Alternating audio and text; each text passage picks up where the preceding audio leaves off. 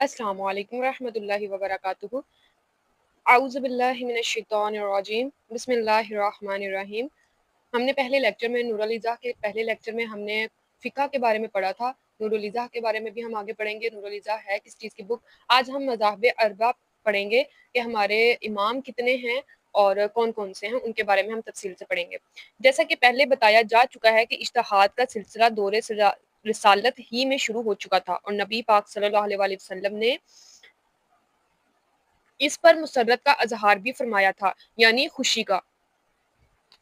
सहाबा कराम कुरान और सुन्नत की रोशनी में, यानी कुरान और हदीस की रोशनी में पेश आमदा जो मसाइल आ चुके हैं, उनके सामने आए थे, उनका हल तलाश करते थे।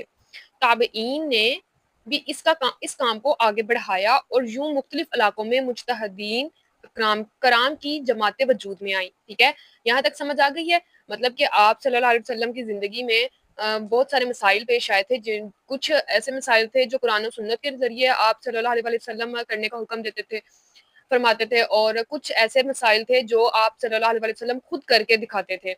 तो उनके बारे में बताया कि कुरान और सुन्नत की रोशनी में जो भी मसाइल आते थे, उनका हल निकालते थे, और ताबईन भी उस काम को आगे बढ़ाया। ताबईन किसको कहते हैं, ये भी हम आगे पढ़ेंगे। ठीक है, इन फुक़हा मुज्तहिदीन में से बाज़ हज़रात की फ़िक़्ह मदून हुई, इसके लिए असूल ज़वाबित बनाए गए और इस तरह इनके फ़िक़ही मज़ाहिब जारी किए गए। मतलब कुछ ऐसे लोग थे जिनको फ़िक़्ह के बारे में कुछ ज़्यादा अच्छे तरीके से पता था। ठीक है, आप सल्लल्लाहु अलैहि वसल्लम के बाद की बात है, और उनके लिए कुछ असूल बनाए गए, और उसी उसी असूलों की वजह से, फ़िक़्ह की वजह से उनको फ़िक़्ही मज़ाहिब कहा जाता है। ठीक है, लेकिन इन फ़िक़्ही मज़ाहिब में से सिर्फ़ 4 मज़ाहिब दर्जाए शोहरत को पहुँचे। वैसे तो बहुत सारे लोग थे जिन्होंने फ़िक़्ह के बारे में बताया, बहुत सारी चीज़ें मतलब किताबें शाया की, लेकिन 4 लोग ऐसे थे जिनको सबसे ज़्यादा, उन लोगों से ज़्यादा शोहरत हासिल हुई। वो कौन-कौन से थे? आलम इस्लाम में बसने वाले मुसलमानों ने इनसे रिश्ता जोड़ा और इन्हीं फ़िक़्ही क़ियादत को तस्लीम किया। इन 4 फ़िक़्ही मज़ाहिब के बानी इमाम आज़म अबू हनीफ़ा नुमान बिन साबत, ये उनका लक़ब है, अबू हनीफ़ा। ठीक है, और नुमान बिन साबत उनका असल नाम है। ठीक है, इमाम अबू हनीफ़ा, इमाम मालिक, ये हमने नाम सुने होंगे ना, ये उन्हीं नामों के बारे में बात कर रहे हैं। इमाम मालिक बिन अंस, इमाम मोहम्मद बिन अदरीस शाफ़ी और इमाम अहमद बिन हम्बल रहमतुल्लाह हैं, जिनकी फ़िक़्ह बितरतीब फ़िक़्ह हनफ़ी, फ़िक़्ह मालिकी, फ़िक़्ह शाफ़ी और फ़िक़्ह हम्बली कहलाती है। ठीक है, यहाँ तक समझ आ गई। 4 फ़िक़्ह थे, 4 लोग थे। कौन-कौन से? इमाम अबू हनीफ़ा, इमाम मालिक, इमाम मोहम्मद और इमाम अहमद। ठीक है, अब हम आगे बढ़ते हैं। अहले सुन्नत व जमात का इन 4 मज़ाहिब फ़िक़्ह में से किसी एक के साथ तल्लुक़ ज़रूरी है। मतलब ये जो हमने ऊपर पढ़े हैं 4 इमाम हैं, इनमें से किसी ना किसी एक के साथ हमारा तल्लुक़ होना बहुत ज़रूरी है। इसके बारे में क्यों ज़रूरी है, और अगर इनके बारे में हमें ना पता होगा और उसकी सज़ा क्या है, मतलब उसकी आगे डिटेल हम पढ़ेंगे। ठीक है, आगे जाके। और इस तल्लुक़ को तक़लीद के नाम से याद किया जाता है। अल्लामा सैयद अहमद तहातवी रहमतुल्लाह फरमाते हैं, बाज़ मुफस्सिरीन ने इरशाद बारी ताला व तअसिमु हब्ली बिहब्ली बिहब्लिल्लाहि जमीअन वला तफर्रकू की तफसीर में लिखा है, जिस अल्लाह की रस्सी मतलब जिस अल्लाह से जमात मुराद है, क्योंकि इसके बाद अल्लाह ताला ने 100 तफरकों, यानी कि फ़िरके हैं उनके बारे में, और अलग-अलग ना हो जाओ। इरशाद फरमाया, अहले इल्म के नज़दीक जमात से फ़िक़िहा और उलमा मुराद हैं। ठीक है, जो शख्स इन लोगों से एक बार बालिश्त भी जुदा हुआ, वो गुमराही में पड़ गया। मतलब इन चारों इमामों में से किसी को भी नहीं वो पकड़ता है तो वो गुमराह हो जाएगा, क्योंकि ये 4 इमाम ऐसे हैं जिन्होंने हमारी ज़िंदगी के हर मसाइल को हल किया है।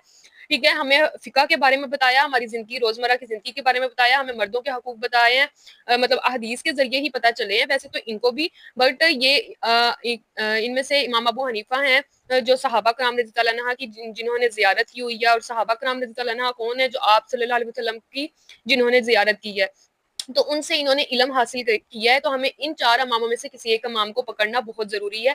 हमें इनमें से एक इमाम के साथ उनकी अहकाम, उनके जो मसाइल उन्होंने हल किया, उनके मुताबिक हमें चलने की बहुत ज़रूरत है। ठीक है, अल्लाह ताला की मदद से महरूम हुआ और जहन्नम का मुस्तहिक हुआ, क्योंकि रसूलुल्लाह सल्लल्लाहु अलैहि वसल्लम खुलफाए राशिदीन और बाद के लोगों का तरीका वही लोग पा सकते हैं जो अहले इल्म और फ़िक़्ह हैं, मतलब इल्म के बारे में जानते हैं और फ़िक़्ह के बारे में जानते हैं। ठीक है, बस जो शख्स जमहूर फ़िक़्ह और सवाद आज़म से अलग हुआ, यानी उन जो 4 आज़मों हैं, इमाम हैं, उनमें से कोई अलग हुआ, وہ اہل جہنم کے ساتھ مل گیا، لہٰذا اے مومنین کی جماعت، تم پر نجات پانے والی جماعت اہل سنت و جماعت کی اتباع لازم ہے، کیونکہ ان کی موافقت سے ہی اللہ تعالیٰ کی مدد، حفاظت اور توفیق حاصل ہوتی ہے۔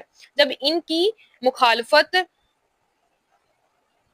ذلت اور رسوائی اور اللہ تعالیٰ کے غضب کا باعث ہے، اور آج یہ نجات پانے والی جماعت صرف 4 مذاہب میں منحصر ہے، ٹھیک ہے۔ اگر ان 4 اماموں میں سے کسی کو بھی نہیں وہ پکڑتے، کسی کو بھی نہیں مانتے، وہ اسلام سے خارج ہے، گمراہی میں پڑے گا، اللہ تعالیٰ کا غضب اس پر نازل ہوگا، وہ ذلت اور رسوائی حاصل کرے گا، اس کے لیے اللہ تعالیٰ کی مدد یا حفاظت کچھ بھی نہیں ہوگا، ٹھیک ہے۔